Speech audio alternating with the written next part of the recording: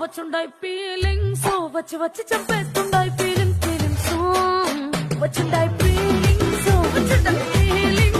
వచ్చి వచ్చి చంపేస్తుండాయి ఫీలింగ్స్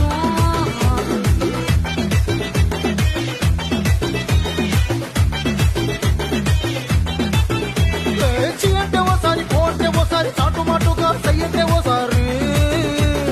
పూలడితే ఓసారి నగలడితే ఓసారి సాదా సీదా చీర కట్టెత్తే ఓసారి వాళ్ళు ఇసుకుంటే ఓసారి ఇల్లు చిమ్ముతుంటే ఓసారి నీళ్లు తోడుతుంటే నిజంగా ఓసారి